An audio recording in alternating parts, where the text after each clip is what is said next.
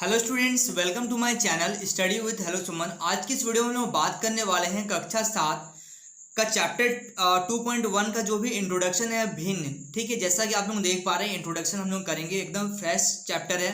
बहुत ध्यान से आप लोग इसको देखिए, एकदम बेसिक से मैं कराने वाला हूँ। तो आज की इस वीडियो में मैं आप लोगों को बताऊँगा प्रश्नावली जो 2.1 है उसका जो भी एग्जाम्पल है प्लस थ्योरी।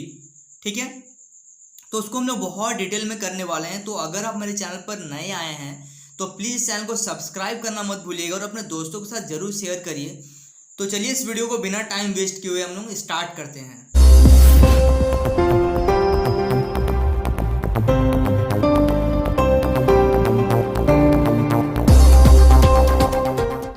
स्टूडेंट देखिए, सबसे पहले यहाँ पे हम लोग किस तरीके से चैप्टर को पढ़ेंगे। बहुत ही अच्छा चैप्टर है भिन्न, बहुत काम का चैप्टर है। ठीक है, इंपॉर्टेंट भी है।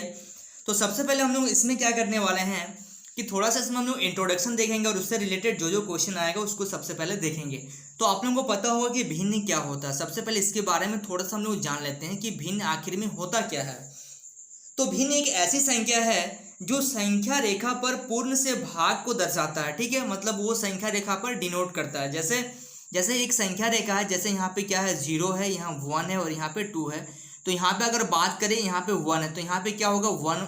अगर हम लोग यहाँ से बात करें तो अगर इसका हम लोग हाफ में जाएं, जैसे यहाँ पे 1, इसमें और भी लाइन्स होते हैं। ठीक है, तो अगर हम लोग बांटना चाहें दो भाग में तो उसको हम लोग लिख सकते हैं 1/, ये हो गया 2, 1/3, 1/4, 1/5। इस तरीके से हम लोग इसको डिनोट करते हैं। तो ये होता है हम लोग का भिन्न।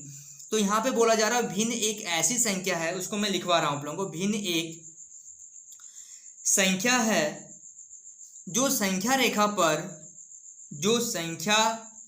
रेखा पर लिखते चलिए आप लोगों के साथ में, पूर्ण के भाग को दर्शाता है। ठीक है, यहां तक कोई दिक्कत नहीं है। यह पूर्ण भाग एक क्या है, वस्तु है। ठीक है, एक पार्ट को दर्शाता है, वस्तु, अथवा क्या बोल सकते हैं इसको, वस्तुओं का एक संग्रह हो सकता है, मतलब एक ग्रुप हो सकता है। ठीक है, और क्या हो सकता है, वस्तुओं का एक संग्रह हो सकता है। ठीक है, मतलब एक ग्रुप हो सकता है। ठीक है, कोई दिक्कत नहीं यहाँ तक। ये छोटा छोटा चीज था।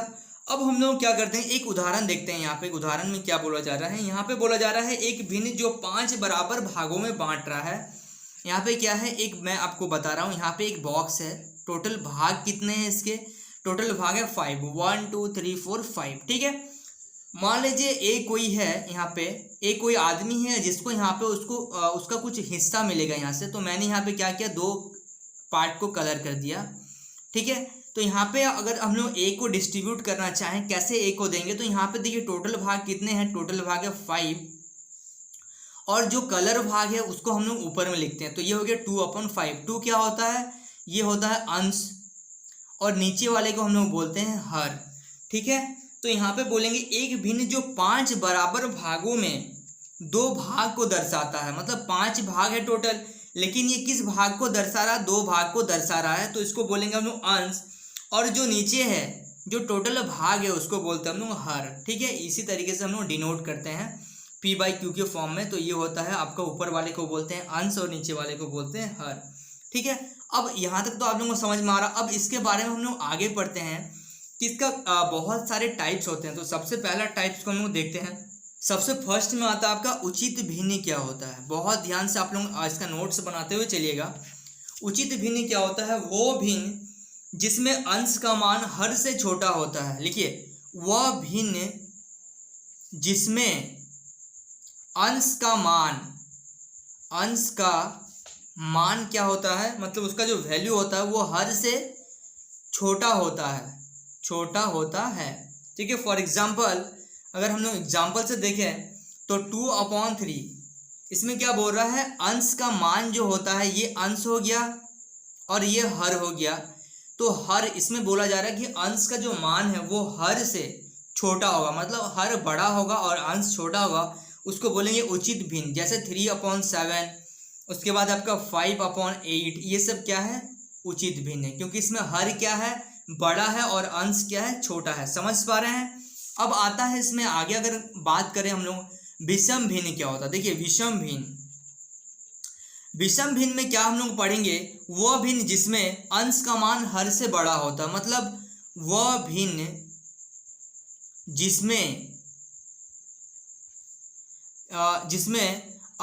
अंश का मान हर से बड़ा होता है।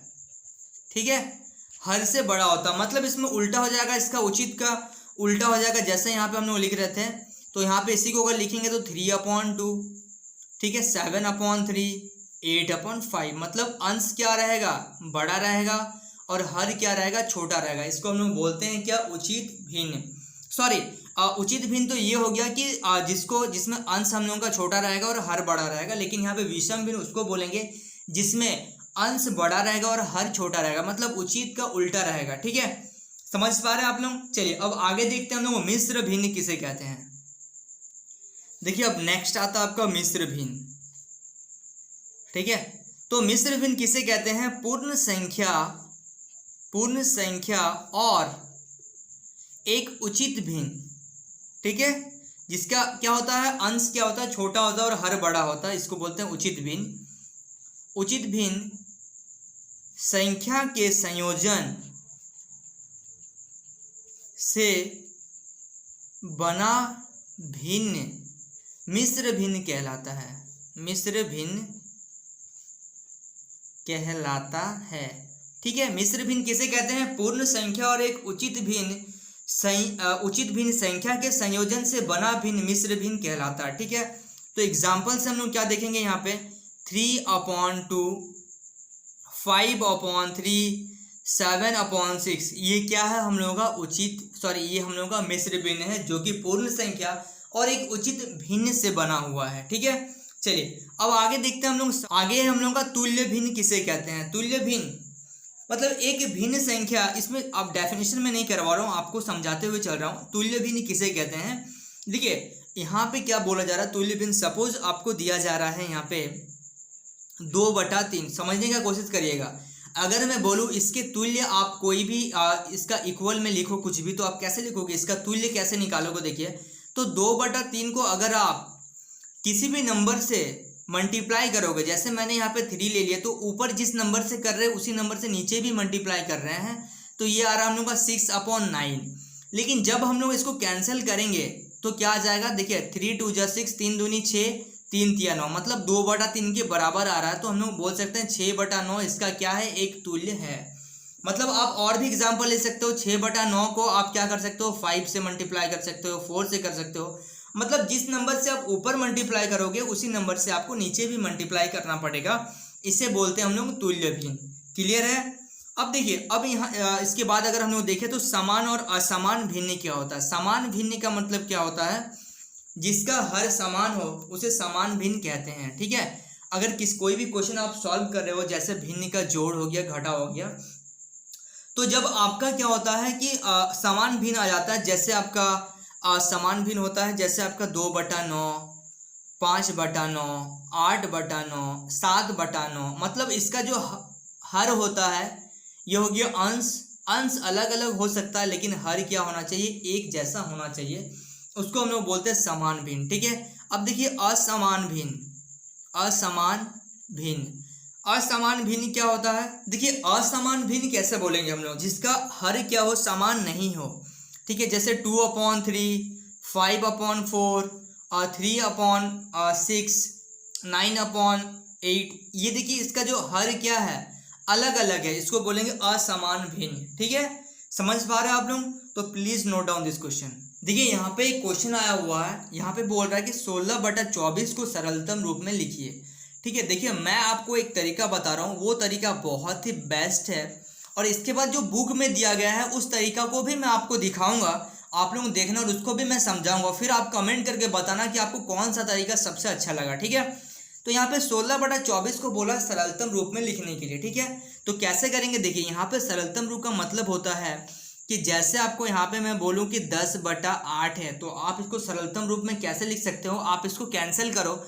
देखो 2 का टेबल में 8 भी आता है और 2 का टेबल में 10 भी आता है। 2 का टेबल में 8 4 टाइम्स आता है और 10 5 टाइम्स आता है। ठीक है, अब आ गया आपका 5/4, तो ये देखो किसी का टेबल में ये नहीं कटेगा। देखो 2 का टेबल में 2 का टेबल में 5 नहीं आता लेकिन 4 आता है, 5 का टेबल में 5 आता है, 4 नहीं आता है। तो दुनिया का कोई ऐसा टेबल नहीं है जो सेम नंबर से दोनों को कैंसिल कर पाए, तो यही होता है इसका सरलतम रूप। ठीक है, उसी तरीके से इसको भी करेंगे। जैसे 16/24 है, तो सबसे पहले यहाँ पे लिखेंगे 16/24, तो इसको कैंसिल करेंगे 2 का टेबल से। देखिए 2 का टेबल में 8 बार में 16 आता है, और 24 देखिए 24 को क्या कर सकते हैं, आप लोग बोलेंगे सर 2 का टेबल में 24 तो नहीं आता, लेकिन 2 का टेबल हम लोग 10 तक ही 2 10 जा 2 10 से 20, तो आप लोग 24 को जब 2 से डिवाइड करोगे ना, 2 एकम 2, 4 2 दूनी 4, तो ये 12 बार में आएगा। ठीक है, इस तरीके से आप लोगों को देखना है करके, नहीं तो फिर आप बोलेंगे कि सर 2 का टेबल में 24 कहाँ आता, आप तो गलत बताएं। ठीक है, तो ऐसा कुछ भी नहीं है।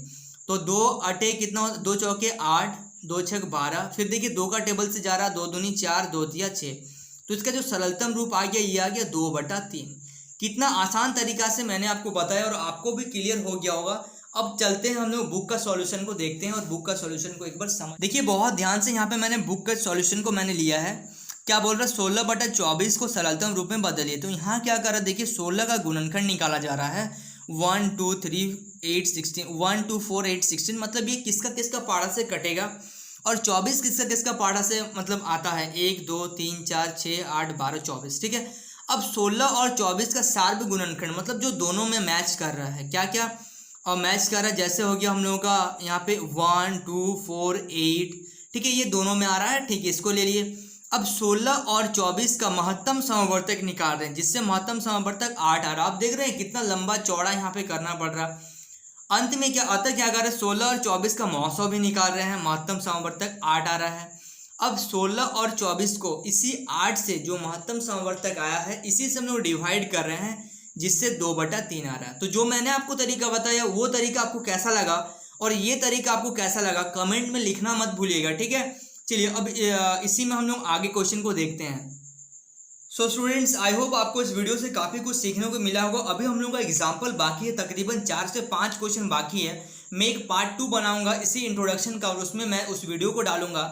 उसके बाद मैं चैप्टर स्टार्ट करूंगा, क्योंकि ये वीडियो थोड़ा सा लंबा हो जाएगा और उस क्वेश्चन में थोड़ा सा टाइम लगेगा। उस क्वेश्चन को मैं बहुत डिटेल में बताऊंगा। सो स्टूडेंट्स, अगर आप मेरे चैनल पर नए हैं तो प्लीज़ चैनल को सब्सक्राइब करना मत भूलिएगा, और अगर पुराने हैं तो नोटिफिकेशन बेल ऑन रखिए, जिससे हर वीडियो का नोटिफिकेशन आप तक पहुंचे। सो स्टूडेंट्स, कैसा लगा ये वीडियो हमें कमेंट में ज़रूर बताइए। तो स्टूडेंट्स, मिलते हैं नेक्स्ट वीडियो में, तब तक के लिए बाय।